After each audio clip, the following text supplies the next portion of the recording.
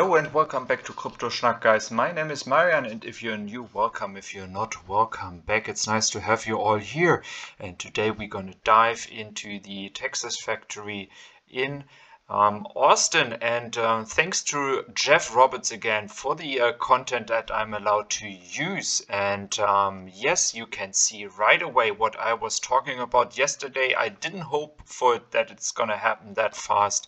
But we do see actually the first piles and roof constructions that they have put in place, and I didn't believe they would do it that fast, but it seems like they are pushing the pace to construct even faster as before, as I mentioned yesterday in my video. So this is going to be the first video today.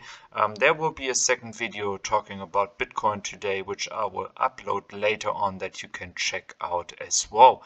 And as I mentioned, I will go through some Tesla news. So besides the cars that they are producing and delivering, some people forget about other businesses that Tesla is in and makes money with that too. So actually they finished the biggest energy storage system in Canada. And I do hear that much more often in recent times as they are building more and more energy storage facilities. And one of the first one was in Australia. And I do think that more and more companies see the advantages of using the energy storage systems from Tesla, as it is saving a lot of money. And state-owned electricity companies use it as well, as it is reducing the cost as well for the consumers. And the cost of this kind of energy storage is usually saved. The entire cost is saved in a few years. So it is actually really profitable to invest in such an energy storage system. So this market, this revenues that Tesla is generating in this field will likely increase as well in the next few years, and something to watch out. Another article that I found really interesting is when we talk about the current Tesla price targets. It is also included that people expect the Robo Taxis coming in 2021. I do believe if Tesla is really scaling Robo Taxis in the future, it could come to a new sharing economy, as more and more people will use self-driving cars. They don't have to invest in their own cars. It will get a new lifestyle that people will be able to just call a taxi, which is coming, and you just sit inside. And this will change the way we interact, the way we drive, the way we use cars. And I do believe this will be a multi-billion-dollar revenue market for Tesla in the future, which will include the possibilities of Tesla owners to use their own car to participate in this Robo Taxi network. A lot of times Elon Musk is stating these kind of future possibilities a long time ahead till it actually happens. But I do believe now we could actually see that next year if the regulators and safety issues are proven to be good. So I'm really optimistic about that. So as we are watching the video in the background, you see that they are digging more holes. And I do think the pace is getting now enormous, as all the construction and digging cars are actually working constantly right now. And yeah, I'm really excited to see what's going to happen in the next few days.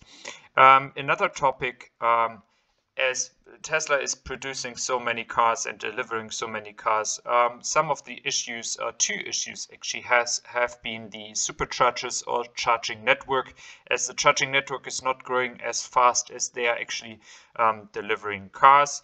And Elon Musk has admitted that, and actually they are starting to produce and build 60 stall supercharging stations. The first one in Shanghai now, and I do believe we will see more. And as Tesla's financial situation is getting better and better, I do believe they will really pick up the pace of building supercharger stations, because they have to, because it could get a big issue if they don't do that. Because if they deliver 500,000 cars this year, and by next year around 800,000 cars, they have to pick up the pace of installing the new supercharger stations, because it could get an image problem if they don't.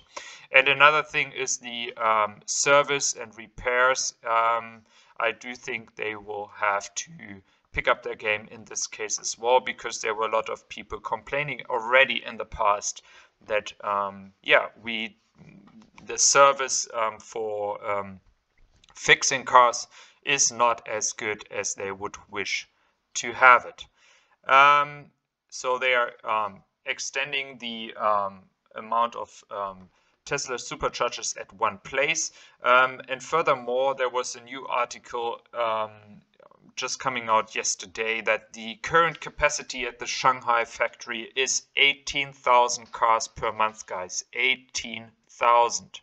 So that would mean for the fourth quarter, as well as I mentioned yesterday, and this is just supporting my theory, that they could produce and deliver around 70 to 80,000 cars in Shanghai in the last quarter, not including possibilities of already producing and delivering Model Y that could put an extra few thousand. I don't believe it's going to be more than 2,000-3,000 cars, but it could happen.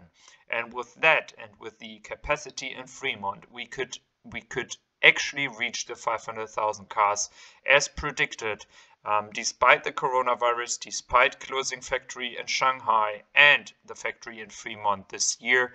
So just imagine how many cars they could have delivered if the coronavirus was not here, and would have made it so much harder. So I believe they would have crushed the 500K easily without the coronavirus. Now we could actually hit this target despite that, and this would be just such great news for Tesla and the stock, as well as for all people supporting Tesla and the vision of Tesla. So as we are just watching in the background the video of the Tesla Giga Austin, we do see that despite the construction happening at the main facility, I'm not sure what else is going to happen around that. If we do see here the area where we might see the battery production, but I personally do think that the battery production is going to happen as well on this big site, as the distance to the cars produced has to be really close. But what I could believe, I do expect, is that it might be that we see some car production separate to the big factory. So we might not see maybe the semi-truck in the big factory, the Model Y, the Model 3, and the Cybertruck. These are a lot of cars. So maybe we do see some separate building with the one of the products just mentioned. It could even happen that we do see here in this area the semi-truck production, because it's not such a high volume as the Model Y, Model 3 and the Cybertruck. This could be a reason that we do see a separate building with that. Or they also make energy business over here, but I do think they won't do that in the Texas factory in Austin. So guys, I hope you enjoyed my videos, and again, a lot of credit to Jeff Roberts, who was so kind, giving me the possibility to use his content. And please go into the description and follow his channel for more updates. And if you like my video, please feel free to stay tuned and updated and support my channel by subscribing, guys. I hope you have all a wonderful weekend, and I hope to see you again very soon. Take care, guys, and have a wonderful weekend.